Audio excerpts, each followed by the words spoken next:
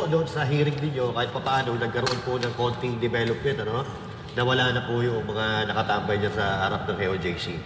So, salamat po doon sa ginawa niyo. But anyway, isa po kayo sa mga dahilan kung bakit po naisaayos ang kaguluhan dyan sa Davao. Noong kayo po ay namumuno, kasama ng mga Duterte.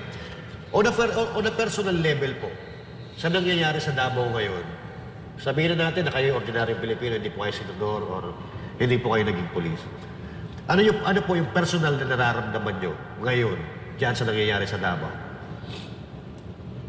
Kahit na ako'y retired na police, Master Judia, kahit na ako'y senador, still hindi pa rin ako komportable sa mga pangyayaring ganun. I can feel the sentiment of the Davaoenos, kung anong sentimento nila ngayon sa mga pangyayari. Marami na nagreklamo.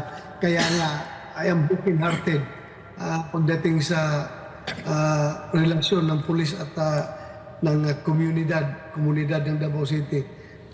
Sayang yung pinaghirapan natin noon na i-establish yung trust, yung love ng tao sa kanilang pulis at ng pulis sa kanilang community.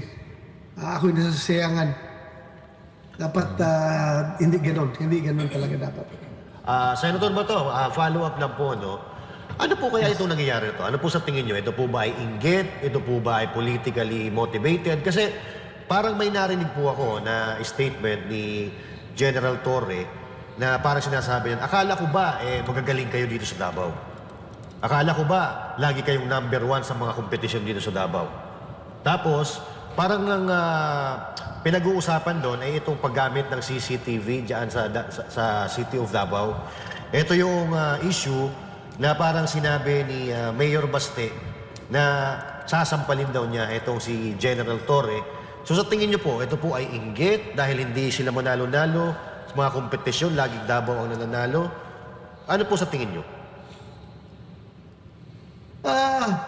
Naghalo-halo na yan, no? Naghalo-halo na yan. At kung ikaw, regional director ka, biglang salta ka dyan sa Davao, hindi ka malang na-assign dyan ever since, biglang dating ka dyan at ganyan kagad ang pinagsasabi mo, despite the fact na alam mo ang record ng Davao City Police Office kung ano ang kanyang prestige na pinanghahawakan, kanyang Hall of Famer yung Davao City Police Office. Alam mo yan, hindi ko naniwala na hindi niya alam yan. But despite the fact na ganun pa rin yung actuation niya, ganun yung treatment niya sa unit, ibig sabihin yan, may mga patagong instruction sa kanya na dapat ganitong gawin mo, i-pressure mo sila, i-continue the operations para mayanig yung mga tao. I am sure may mga instructions na gano'n.